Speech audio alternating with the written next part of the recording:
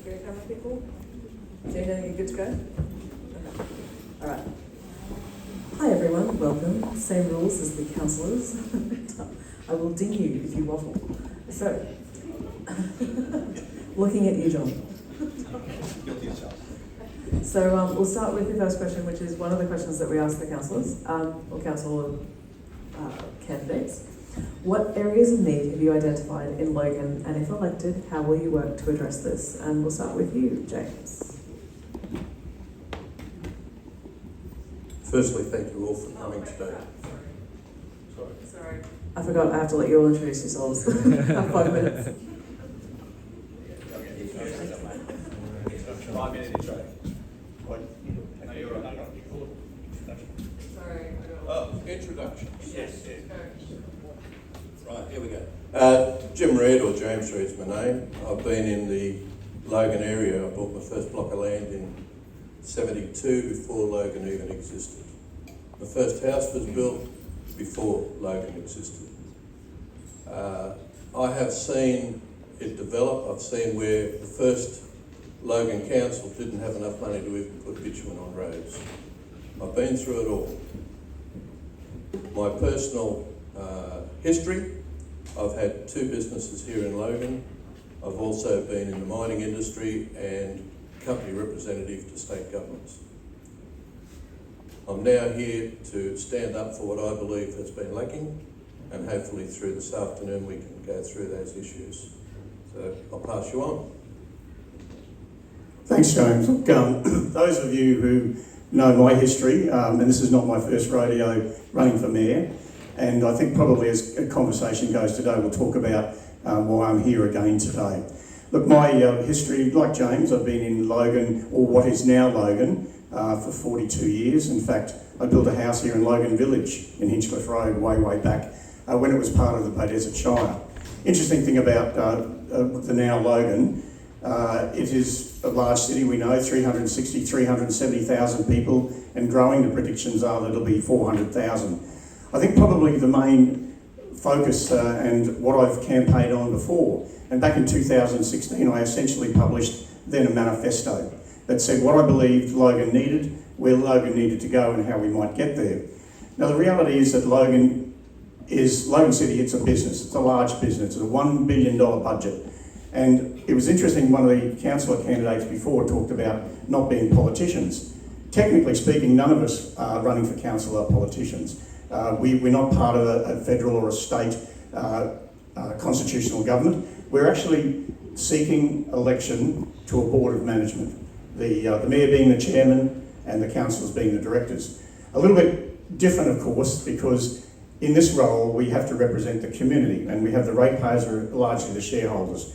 12 divisions, very diverse city.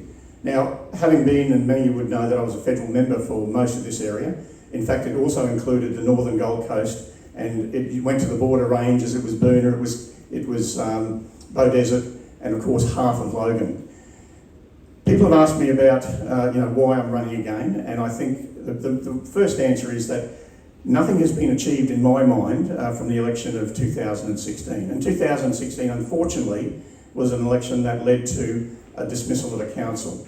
And you can go into a whole lot of detail, who was right, who was wrong. There was probably a little bit of overreaching by the state government in terms of how they dealt with that. But the reality is we lost as a city 2 years. It also then affected us in the 2020 election because those councillors who were elected largely had very little corporate knowledge. We're just talking today about flood mapping, I'm sure it'll come up. There's a long history that I haven't heard one of the current councillors, because of their newness, to actually know where all this started and actually what we can do about it. I'm sure we'll talk about that later. I think for me, the City of Logan is the business that we've got to get right. $1 billion budget, which largely, I tell you, there's a lot of wastage. The councillors who have just finished their last term with COVID, I mean, it was quite a tough time for all of them, and probably for many of them, there were issues and items and things they wanted on the agenda. And I know Darren, the current mayor, soon to retire, Darren and I've known Darren for 25 years. And Darren knows, and he would share this with you today, that I did say to Darren, the reality for him running as mayor and me running as mayor is I didn't believe that he had the sort of vision that I had been talking about and I guess and discussing for many years. So I think probably the priorities, we need to run the City of Logan better. We talk about infrastructure. It's the community infrastructure that we're missing out on. And because the budget is so large and the way that the business is managed, I think we need people that have experience. Now, I've run large businesses, I've run government organisations, and I could go through a whole range of things from being a federal member to being a TAFE director to owning my own newspapers. So one of the candidates talked about having that experience in business is really important because the buck does stop with you. Now, as a mayor, it's not just me on my own, it's about the 12 councillors. 12 divisions which are very, very different. And I've often said that the issues that affect people in Springwood, if you're talking animal management, are very, very different. It might be the lapdog and the house cat to those issues that even affect this area or further down to Flagstone where you might be talking about livestock and other issues. So we are immensely different. The ability of a mayor is about the leadership and to be able to bring people together and ultimately get a decision that will be in the majority. I know a former mayor used to say 7-5, 7-5, 7-5 is the number. 7-5, if you get 7 on board and 5 don't agree, then you've got the numbers. The reality, and some of the candidates spoke about it, it is about communication and connecting. It is about working together as a team. It is about getting the priorities that we as a collective put together. I know there's certain commitments and election commitments that have already been made. The reality is, for my first day or first week in the job as mayor, if I'm so elected, will essentially be possibly a stop to relook at the budget because by May we're going to have to reassess. Thank you. G'day folks, my name is Councillor John Raven and I would love to be your next Mayor of Logan. For those of you who haven't met me, I moved to the city 15 years ago. I came here during the GFC, I had my own business, and when we first moved to Logan, my business was struggling.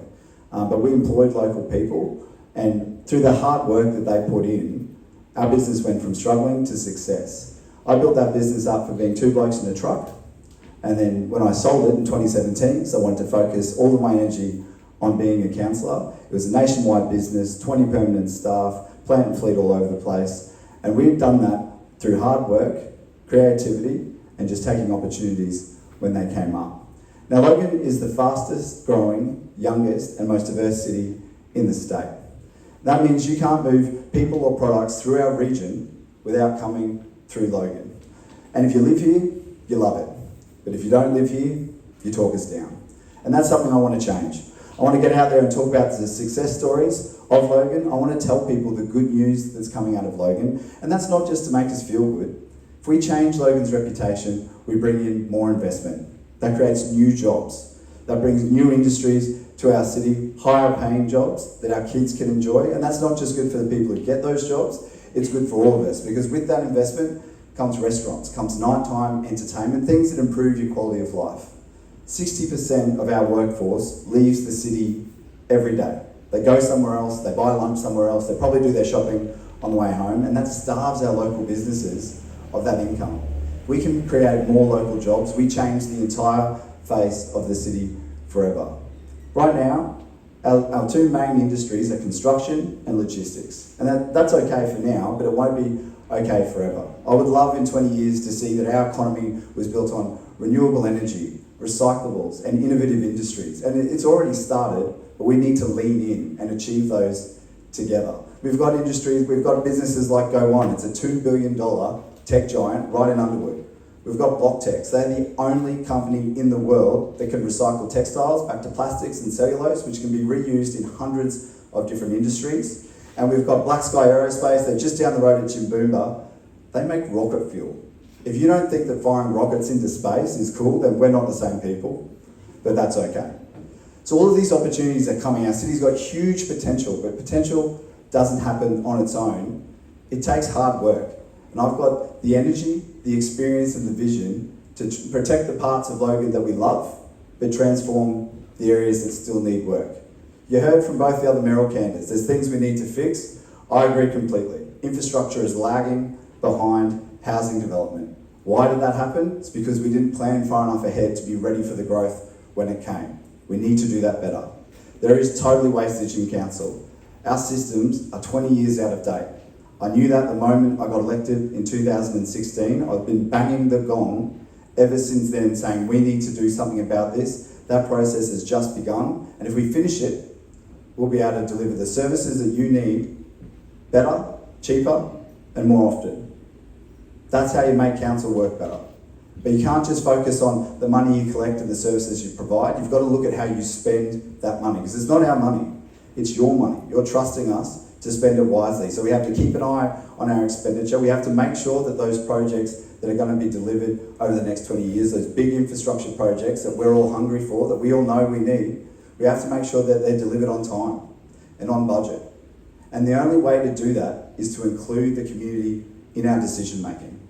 At the moment, our council makes decisions, politicians and bureaucrats make decisions, and then we explain them to the community afterwards. I want to change that completely. I want the community to be our trusted advisors. I want to have a community advisory panel. They sign an NDA. We share information with them. And we say to them, hey, these are the challenges we've got coming ahead. What do you think we should do with it? What do you think the rate increase should be? Which services are a priority to you? Because when we engage with you, it takes longer, it costs a little bit more, but it's the government equivalent of measuring twice and cutting once, because it's far more expensive to fix the mistakes later. I know that if I'm mayor after March 16, that I'll give you everything I've got. You've seen how hard I worked during the campaign. Go and have a look at every other year. I work that hard all the time. And if you want to know how many hours I put in every week, just ask my partner Alison, my fiance Alison, how long she gets to spend with me each night. She squeezes in about 15 minutes every second night at the moment. We'll try to balance that out a little bit more if I'm mayor, but I'll give you all I've got for as long as you'll have me. Thank you.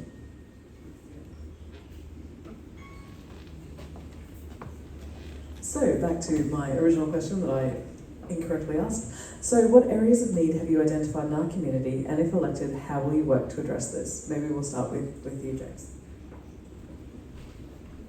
Now you're really riding on my bike.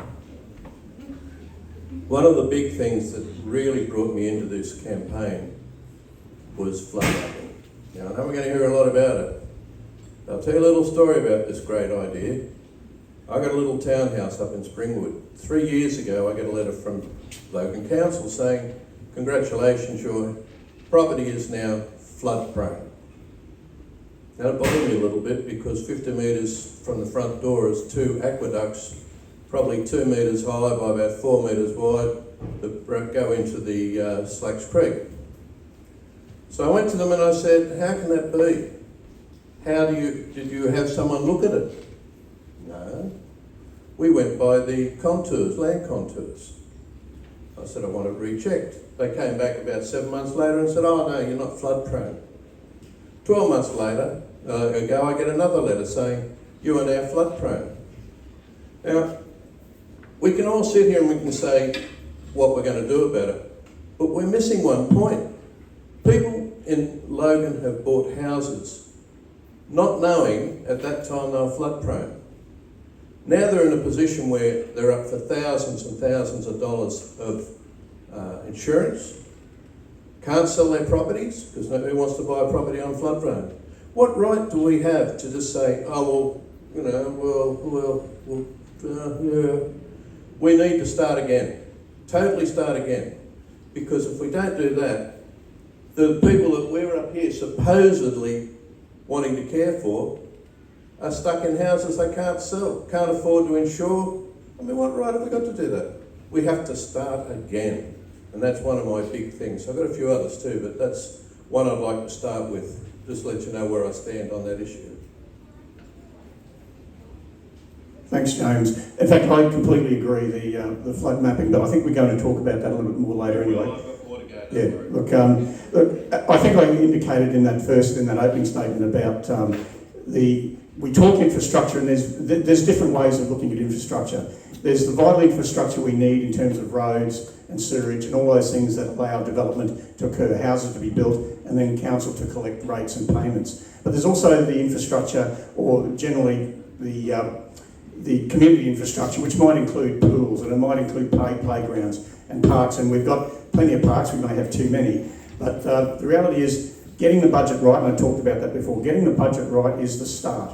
the way it's been proposed and the way it's put together every year is a problem, because we've now got, and I think we'll probably talk about infrastructure charges a little bit later, we now have an arrangement through these PDAs, these priority development areas, with state government, where we must as a city, because we have the land under their direction, or their direction, to put in and allow the sewage, the roads to be built prior to the developers moving in and doing their developments. And it's been mentioned this morning this afternoon, by the candidates about this cap that we now have. And we're the only city that's actually going to be really affected by this. And there is an $11,000, $12,000 difference between what it's going to cost us as a city and what government, state government's going to allow us to pay. Now, the only way we can do this, because we're locked into these arrangements, is that we've got to borrow. Our borrowings now as a city are about $400 million on a $1 billion budget. Not a bad ratio. And I did my own calculations on some information from the budget, that by 2027, which will be the term of any one of us who are the mayor, that debt will be as much as $1 billion. Now, that's putting into infrastructure, which there is a return over a long period of time. But the reality is we pay interest rates on that. So I'll talk more about that probably in a further question. Areas of need, communication. You actually heard Jim talk about it. You got a letter that was wrong, you got another letter that contradicted that. That happened without councillors knowing. That first letter went out and I stood up in council and I called the director out and I said, how can you do this to our community? You wrote to our residents, our voters, the people we're elected to represent, behind councillors' backs, and you gave them bad information. It was a really bureaucratic, scary letter. It could have been written so much better. I'm not even sure it needed to be written at all, because it was about preliminary flood data that hadn't been finalised. And that got done without us. So what I want to see done better is that communication piece. I was speaking to some residents today. I was telling them about the great things we do with the environment. They really care about the environment. They're here today. They're just down the back. They had no idea that we were doing these things. None whatsoever. And they're interested in that subject. So we need to be so much better at communicating with our residents, and that doesn't just mean social media. Social media is easy. You've seen me when there's floods on, I get out, I show people which roads are cut off, I tell people where it's safe to go, I give them updates on the height of the river. People really appreciate that, but it can't just be that. We need other channels as well, because not everybody is a digital native. Not everyone wants to be digital by default. They want signs up at the local shop. They want letters in their letterbox. And we need to look at all those different ways of communicating, and we need to do it early. Because if you do it at the last minute, you may as well not have done it at all. It's a slap in the face. And I think we can do much, much better in that space. And it won't cost much to do that either. Because we send the letters out, we just send them out at the wrong time, and they're not helpful or informative, which is the opposite of what I expect this council to do and what I would want to do if it was my business and I was the CEO. So as mayor, I want to make communication our biggest priority, because if you know what they're doing, if you know how we're impacting your lives and why, then you can give us feedback early and we can make a better decision. Thank you. So I think we'll start this one with Brett. What will you do to create more employment opportunities in Logan? A very good question. I've spoken at length about this over the years. I'll probably give one example that's probably the best. If you look at Logan Council and their procurement policies, even as recent as the last election, I challenged council at the time, and certainly the officers, to tell us how much product and how much resources and other things were purchased from the city, from traders in the city. It came back as a percentage of 12%. So someone mentioned it earlier, the amount of business that is procured outside of our city is huge. Now, I believe in the last term they've improved that somewhat, and it might be to a level of 40%, 30 or 40%. The reality is procurement and bringing and buying from businesses in Logan mean that we put a demand. There's an amazing amount of expenditure from Logan City Council. That alone will employ people. Now, there's certain things, products we can't buy, possibly asphalt and a whole range of things. But I'd be challenging businesses that want to be part of and want to supply Logan, that they establish at least a branch office in this city. You open a branch office, you employ local people to run the office, we can then put them on our procurement and spend the money to businesses that are essentially located in our city. I do know of some cases right now, in fact I've met with them in the last few weeks, that they are probably some businesses that have been award-winning, have probably the largest supply company of their type. They're in Logan, but they do not get any purchases from Logan City. And they're amused, or they're unhappy about it. They can't quite understand. So if we start talking about jobs, firstly it's procurement. If you take the bigger side of how we get businesses to ultimately house their total businesses here, and that's about how we make business attractive. You look at Ipswich, and when they got the Costco, when they got the Asahi Brewery, the Dispatch, they all came to Logan first, and we rejected them because our fees were too high and we weren't going to allow certain planning outcomes. Great question.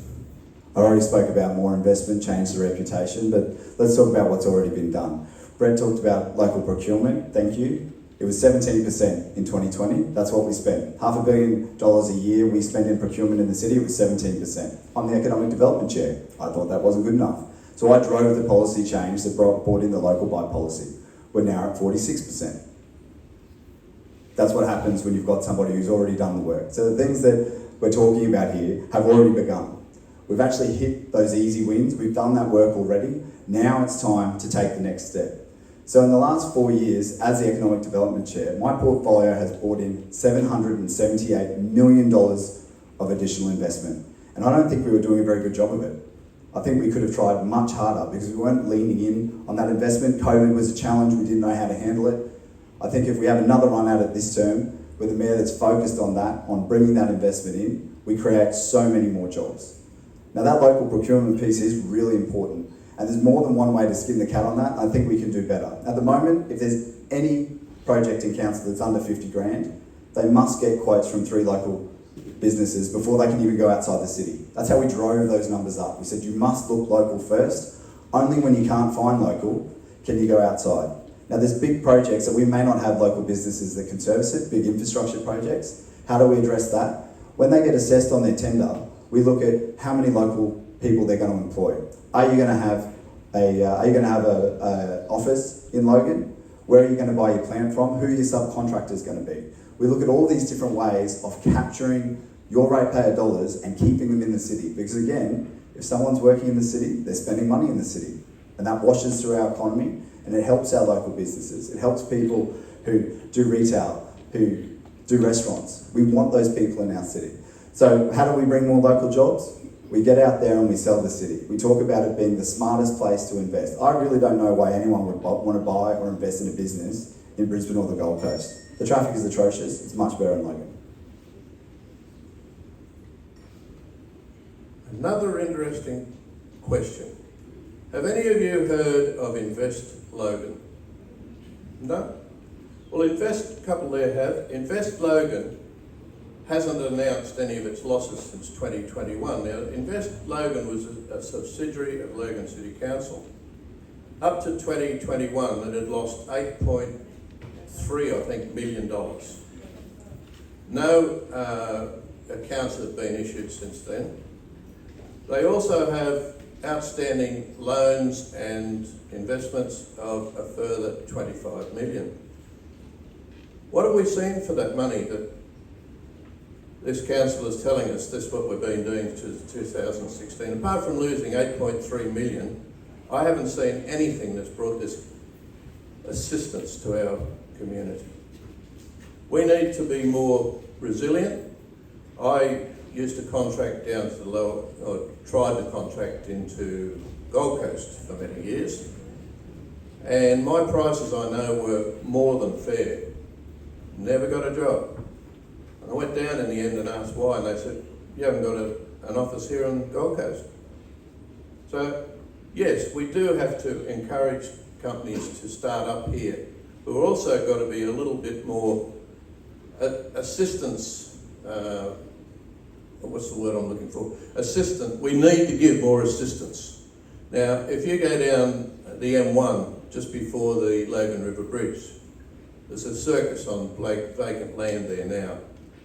Now, that was going to be Australia Zoo at one time. Now, I'm not going to go into the technicalities of why, what have you. But but they couldn't afford to set up there because of the council charges.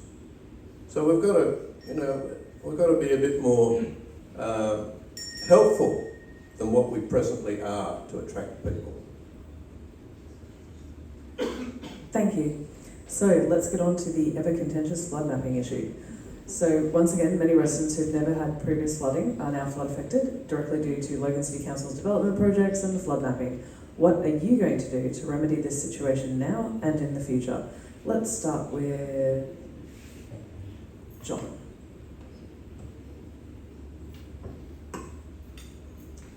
Thank you. Flood mapping. So what are we going to do now into the future? The process has already begun.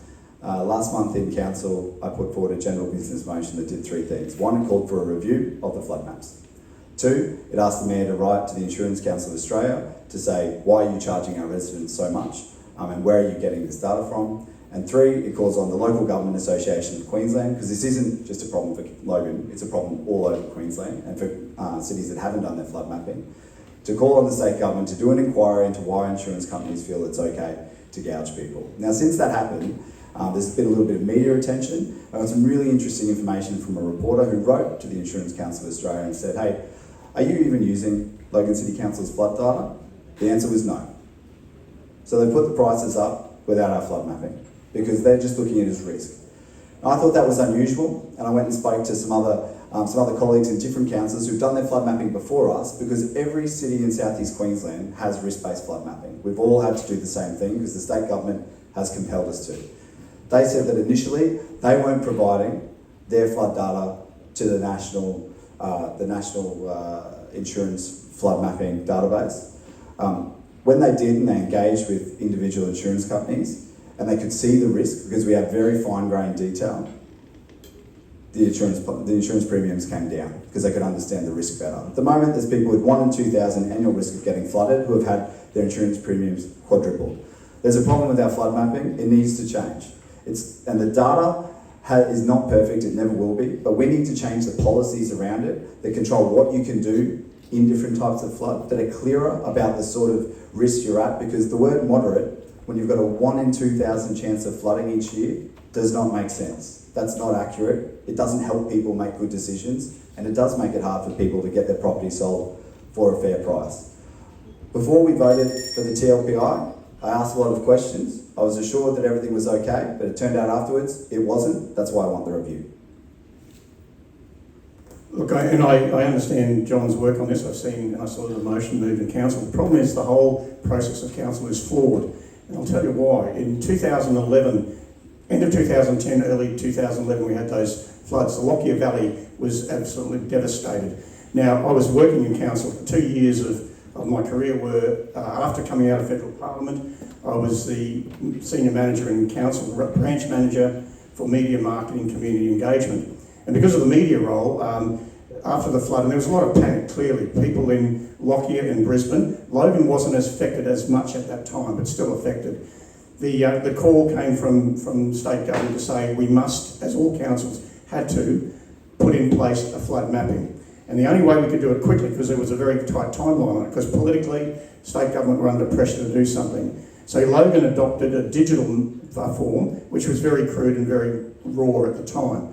Now, they took that number, and I was in the meetings where they made a decision that they took the number and added 1,200 to that number. When that caused a huge outcry amongst the officers, they pulled it back by 600. Now, it was arbitrary. The reality is that mapping is absolutely flawed.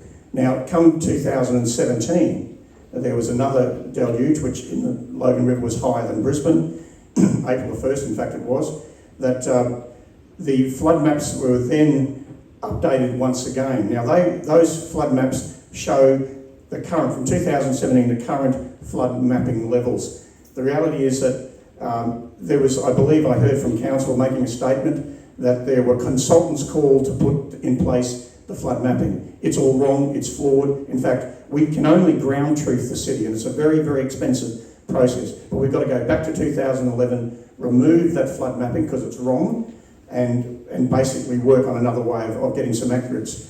The ground truthing, which is the way that all cities back before digitisation occurred, was ground truthing, going to certain locations in certain parts of the city in an area and marking where the flood heights had been and mapping it from there.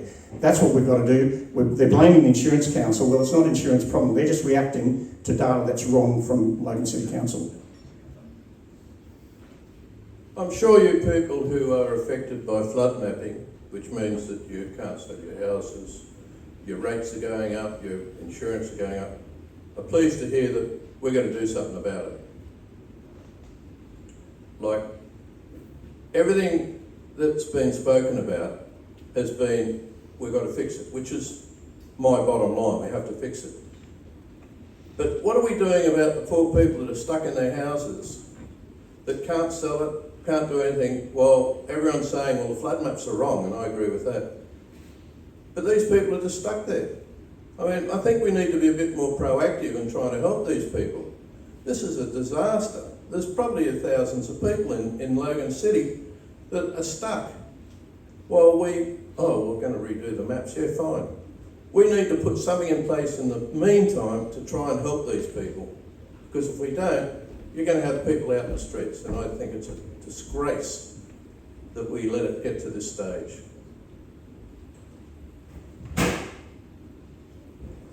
Okay, so next question. From new flooding, derelict houses, lack of infrastructure in new estates, and ever-growing traffic complications, particularly with one-way in and one-way out estates like Carabulba, do you think a rate review is appropriate for residents affected by Logan City Council's poor management to date? Let's start with Brett. That's a multifaceted question, but a rate review by Logan Council? Yes, look, I think largely state government have already put in legislation that requires some sense around rent and the rises of rent. I mean, now, as you're probably aware, rent can't be... Rates. Talking rates.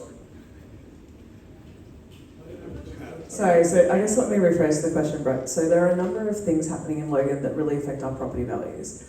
So, you know, the flood mapping, derelict house, like if you live next to a derelict house and it stays there for years and years and years, that's going to bring your property value down. There's one just around the corner from me.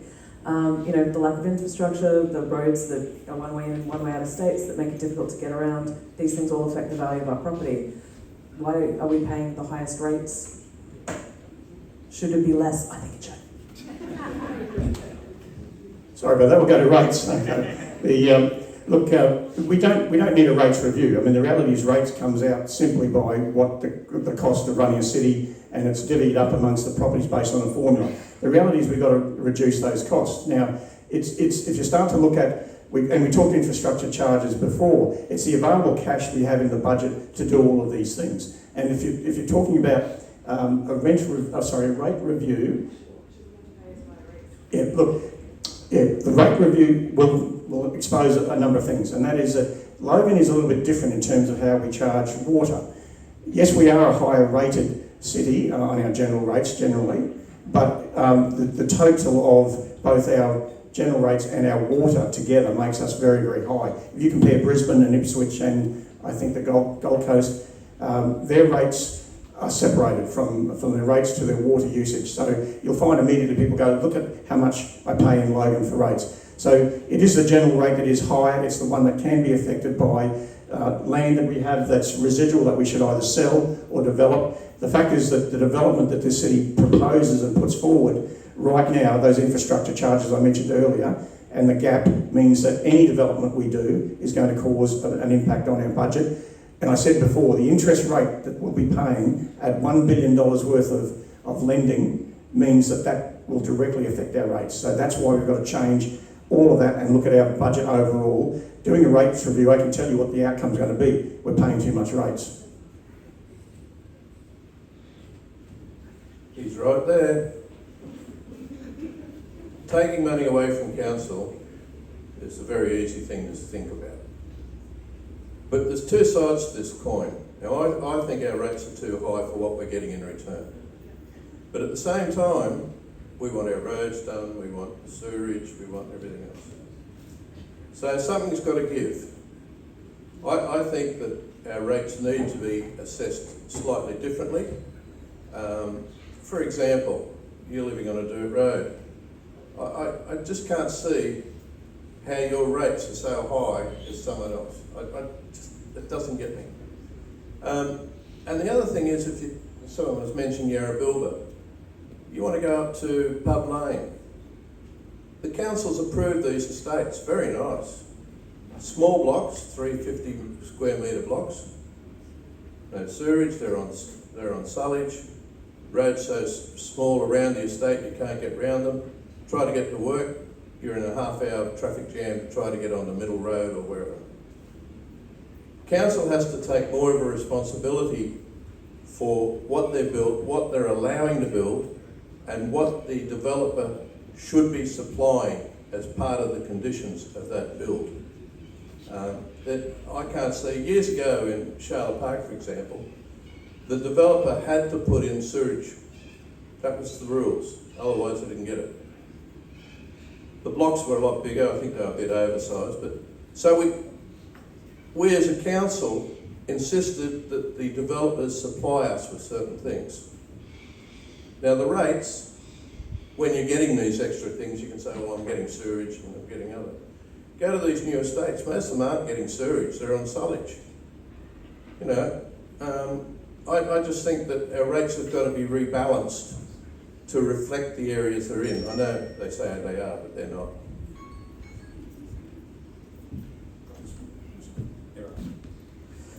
Yes, the rate system is broken. Yes, it needs a review. We haven't looked at it for over 20 years. If you just let your family budget run without looking at where you earned money from or where you spent it, you would not have any savings in your bank account, you wouldn't make ends meet. That's happening in council right now, but when we don't make ends meet, we put your rates up. Because we need to stay solvent, we need to keep doing the important work that we're obligated to do. I want to reform our rate system. I think it can be a lot fairer.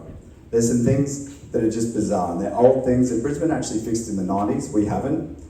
Some units pay less than $200 a year in rates. And it's just a mathematical anomaly. We corrected some people who are actually paying less than $50 a year in rates. If those people are paying that little, we're all paying more. That's how that works, because we're all contributing to the same system. We are the only city in southeast Queensland, probably in the entire state, that doesn't have a cap on our early payment discount. I want to keep the early payment discount. I want to cap it at about $50. Most people get about $22, $23 off. Big businesses get hundreds of thousands of dollars off every quarter.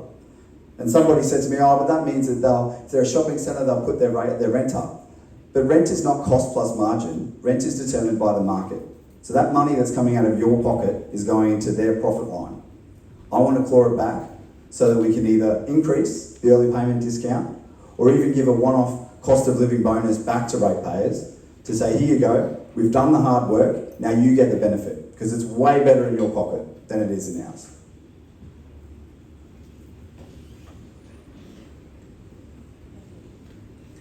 Alright, so considering 7 innocent councillors in the last election had their lives and careers destroyed due to proven false allegations and false charges, if elected, what are you prepared to do to restore their credibility and reputation in the Logan community and in the records of council for perpetuity? And how are you going to prevent this sort of thing from happening again? Let's start with you, James. Very good question, again. A lot of the councillors had their lives absolutely turned upside down. The state government had no right to get rid of the council. I think it was a travesty of justice. It really was. It was bad. I don't know what can be done to fix it, to be honest. But one of the things I would do if I became mayor, Tamara O'Shea, when she took over, one of the things that she was disgusted about was the funds that are allocated to each councillor to spend in their electorate. Now she canned that because she said there is a possibility for wrong use of that money. Now I'm not saying, and I don't believe it's been used incorrectly, but it's still there. It's the first thing that the council did when they started up this time, was to reinstate those funds to each of the councillors. So if I get in, I'll be pushing to get that put away again, like O'Shea said it should do. It is an opportunity that can be abused if the person wants to. Why the present council brought it back in with excuses like, oh, they need it for this, they need it. No, O'Shea said we don't need it, we can. As for helping those that were unfairly dismissed, there's a lot more to the story than even I know, and I think that I don't know that we can do much to change that situation. What we can do is make certain it doesn't happen again, and by that we need a strong council that will stand up to the state government as a whole. And if they do that, well, I think we've got a better chance of it not happening. Look, the whole incident was a travesty for all of us. I mean, we're all affected, the individual councillors themselves, but it grew out of, unfortunately, the discontent and I think the arguments between councils. I talked earlier about 7 to 5 being the number. The reality is you can't run a business, can't run a council on that basis where you've got people in conflict. To get all councils working together is really important. The issues that occurred at that time were largely the council were dismissed based on a technicality. I mean, the Local Government Act, and remember I said before, we're not a constitutional government like state and federal. We exist because state government allow us to exist. It's a Local Government Act and they dictate what we have to do. And they dictate what we have to do. And in our ability to push back on that. The reality is that with whatever way you look at this, the council had to be dismissed at the time to review and have a look at what had gone on, and we know that there were certain charges and a whole range of other things that came out of it. I think the state government then overreached on some of the charges that are now being removed, but the simple fact that because the council was in conflict and why we can't have voting blocks in council, and I'm concerned that another voting block might exist if certain people get elected this next time. That's got to stop because it was largely the discontent and the distrust between the 7 and the 5, or whatever the numbers were at the time, that caused all of those things to happen. And yes, those councillors were really badly affected, not so much by the dismissal, but certainly by the charge that came later. I understand that council right now on their board, the roll of honour or whatever it is in terms of the councillors have served, have removed their names. And I think that's, and yeah, John's saying no, I've heard this and I'm not sure whether it's true, but the reality is they were part of a council, they were duly elected, they served the city, and there was a decision made by state government to remove them, and it's very unfortunate. I agree with exactly that last sentiment that Brett said. The state government did an investigation. We lost quorum due to some rules that were introduced so that if you were charged with an integrity offence, you would be immediately suspended on full pay. So Luke Smith was charged with an integrity offence. He didn't stand down.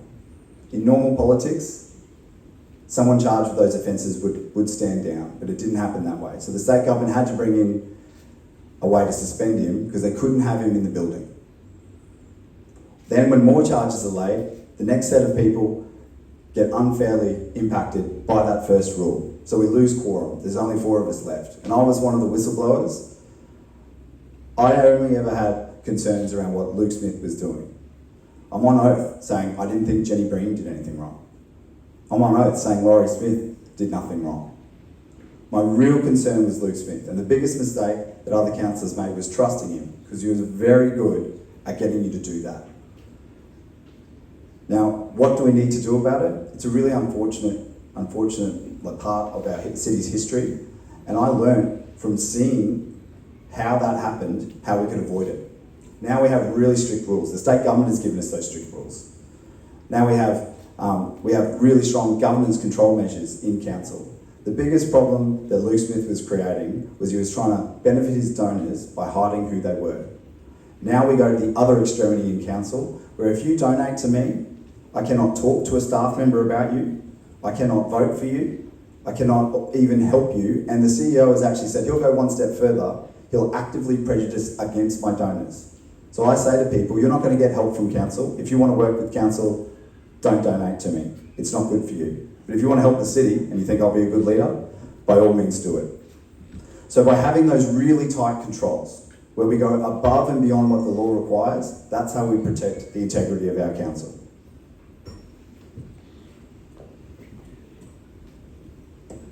So another question from the floor before I do your individual questions. So this question comes from the floor as well as the last one did. If you get elected mayor, will you support the community being able to express their views about council operations, such as pornographic books in council libraries? I think that all of us here today have got the ability to go to their councillor if they've got a problem, and that's what happens now.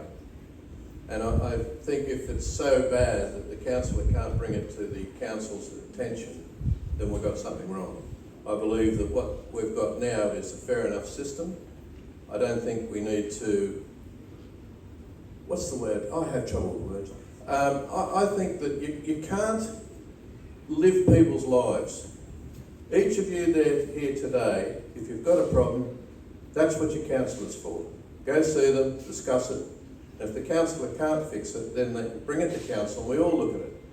But that's the way it should be, it's the way it is, and I hope it'll always going to be that way without us getting involved in little parts of complaints that really just hold up council with their bigger job. Yes, look, the communication between council and residents, and something that, and I've been talking about this also for a long, long time.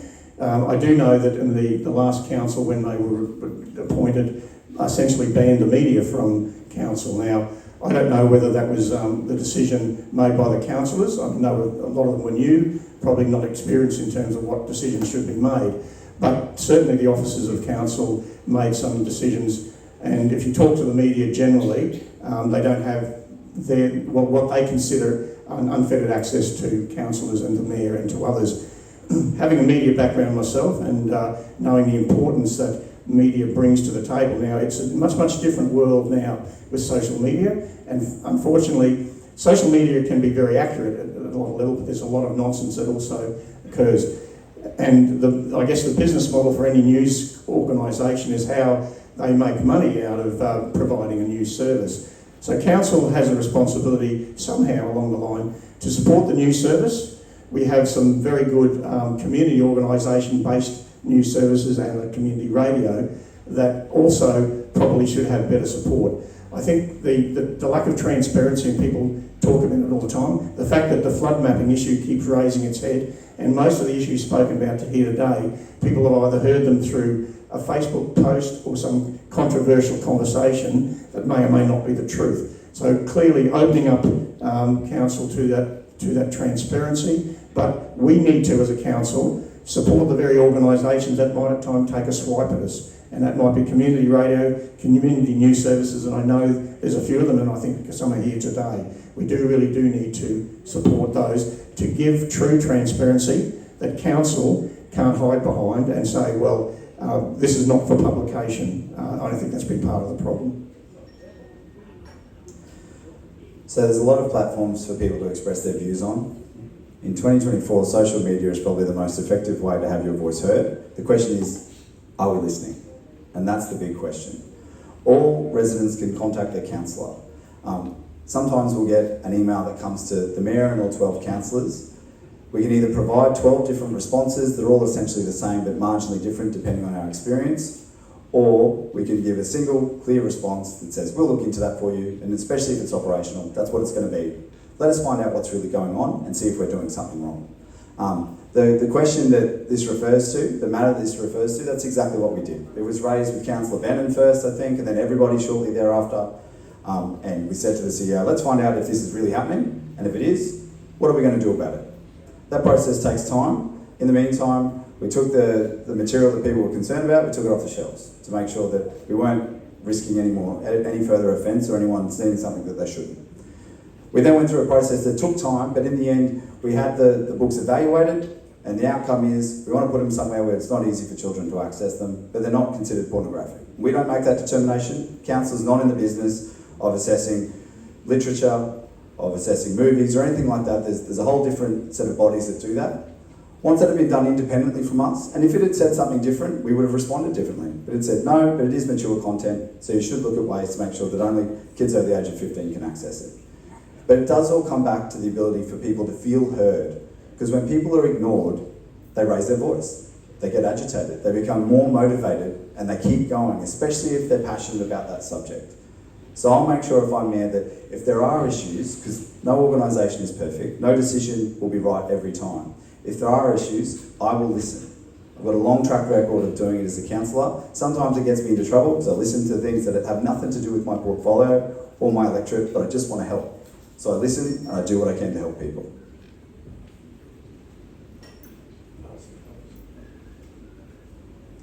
Thank you. So another question from the floor. Invest Logan. James, you talked about Invest Logan. Where did the figure that you said come from? And can everyone else talk about how they see Invest Logan fitting into Logan's future? It was originally set up by the council to improve the outcomes for business in Logan. It's been a total failure, and it's an area that's no longer running, but you as ratepayers don't know how much money's been lost for this advanced Logan idea that was a total schmozzle. Now maybe John can widen us as to why we lost so far 8.3 million. That was up to 2021, I think. And we're, as I said earlier, we're in loans of around $25 million. There's been no advancement to the city and no final figures as to what the losses are.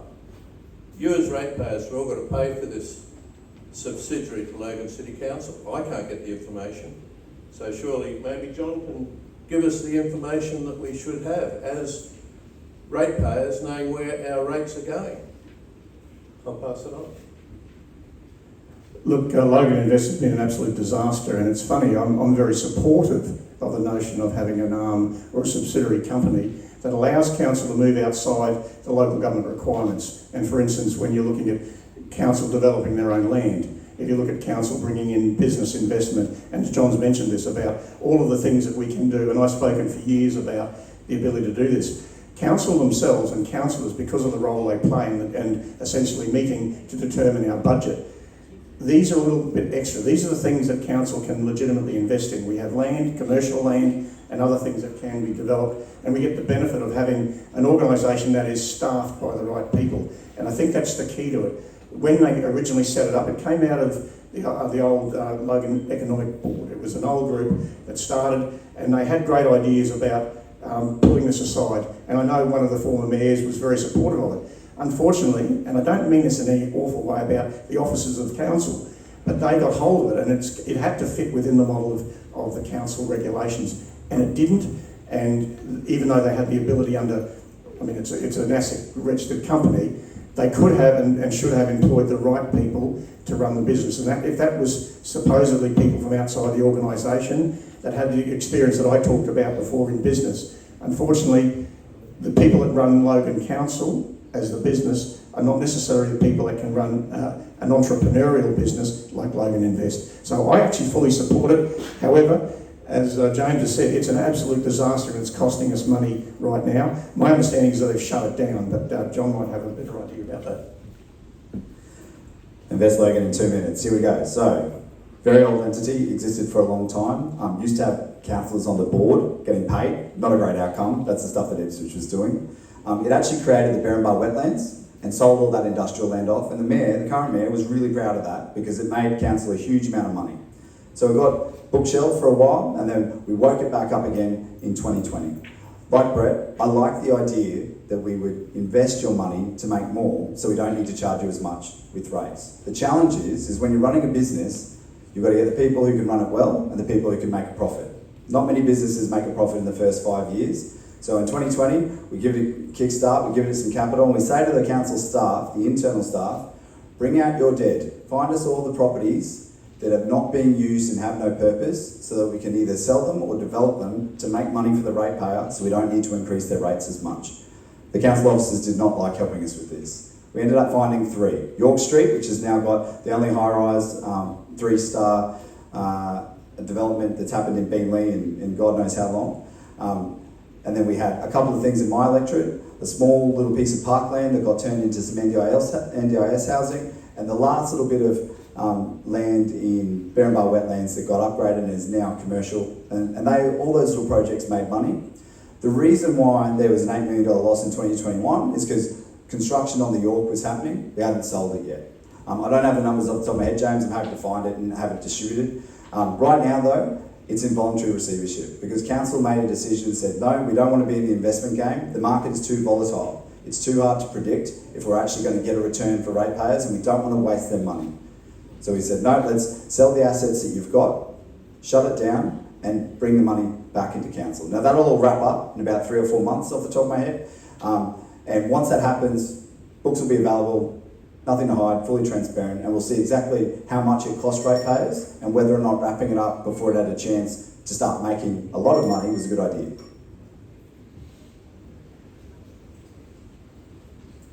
Thank you. So we'll move to individual questions now. So James, you stood in the last council elections. You didn't do as well as I imagine that you would have hoped. I believe you finished last in the race. What makes you think you're up for this?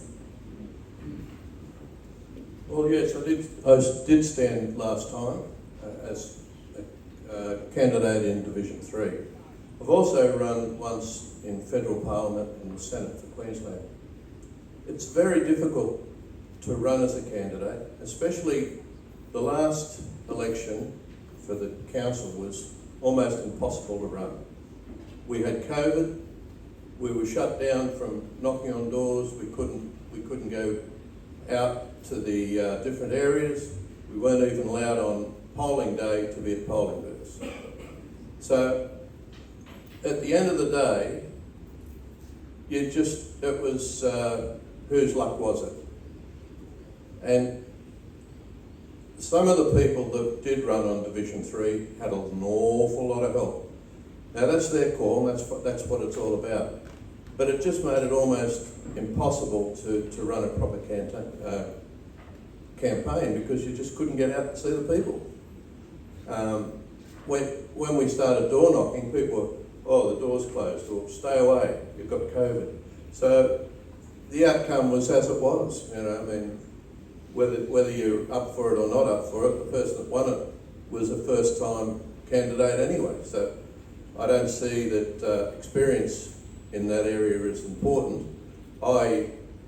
Having worked in mining, I used to run a contract at $200 million a year and direct communication and working with state government.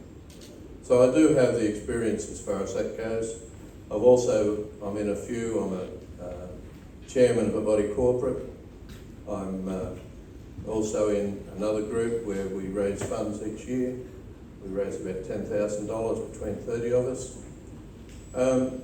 So I've had the experience in different areas and I think I can do the job.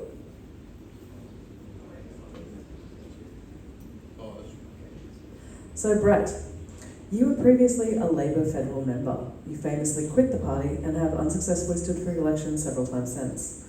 Why? Why now? Why Mayor? Why you? Isn't that a great question? Federal politics is one of those cut and thrust sorts of businesses, and most federal politicians never determine when they leave Parliament. But it was a great experience for me in terms of all of the business experience, all the public sector experience, and then to be a federal member who learned and understood how to negotiate and bring money to the electorate. During that time, and it was a lucky time in Parliament. It was the Rudd years when there was a lot of money spent on infrastructure, which we're talking about today. The electorate of Ford, which was much bigger than just Logan or half of Logan, it was Northern Gold Coast and some of those other areas. And I guess what I was able to do as a federal member, because I had a plan, and if you looked at all of the stuff that I brought to the table before I was elected and why I got elected, with a 14.5% swing at the time, it was because it was about the future. It was about building a great outcome for the region I had. And as part of that, I advocated, as we talked about that, I advocated but got and was successful in getting the light rail for the Gold Coast, an $800 million project that got there was a lot of contention around that, and a lot of businesses were concerned, but today they celebrate it as being one of the best pieces of investment The Logan Hospital at the time, the upgrades then, and there's more now. The Winnets Road Transport Hub and the bridges, that was all part of funding that I brought. The AFL Stadium on the Gold Coast, the Tambourine Mountain Sports Centre, and that's just some of the stuff, as well as all the school funding and the halls that we built. I think there was about $500 million worth of that. So being a federal member, I ended up in politics because of my commitment to community and what I was doing, and realising that you have to be an elected member to get things done. That's what I largely understood. I left Parliament. I worked for council 2 years and got the inside running of council and realised I had a 4-year contract, and I ceased after 2 because I realised it was the beginning of some of the stuff that Councillor Raven talked about a certain mayor, or someone who became a mayor and was doing the wrong thing. And I said to my wife, I'm not going to be caught up with this. And I went on and went back to private sector. It was then when those elections came around in 2016, there was a retiring mayor. All the stuff I'd done as a federal member, it was a roll-on from that. And I believed that I could give the city all the things it needed. And in 8 years, that still hasn't happened. And why I'm doing it is because I'm still determined, I'm passionate about it, and I believe I will do a good job.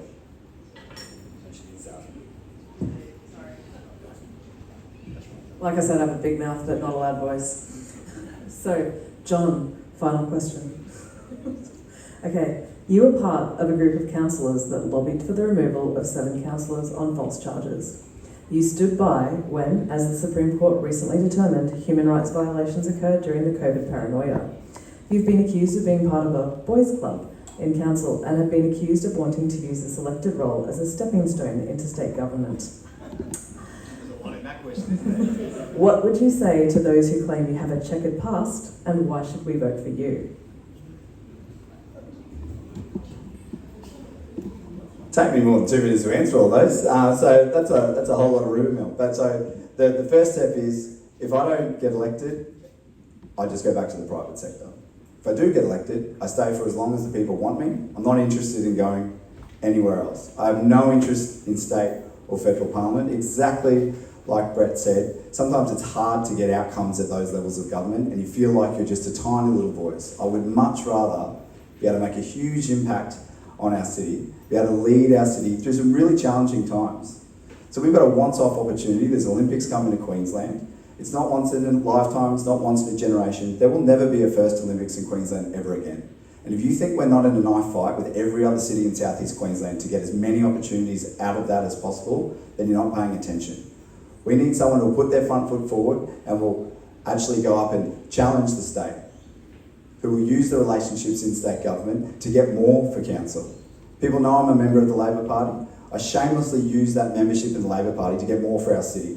The party doesn't get anything out of me. I get an awful lot out of them though. And there's examples where we've had digital infrastructure upgrades. I pushed so hard to get that. There's now fibre optic cable running through Logan Reserve that's not there, that's only there because of the relationships I had in government already. And I've got those relationships on both sides of the line. So no matter what happens in October with the state government elections, I'll be there fighting for Logan and getting way more than our fair share. Because I don't want us to get our fair share. I want everyone to be jealous of the opportunities that I was able to bring to our city. If you give me a chance, I'll show you what that looks like.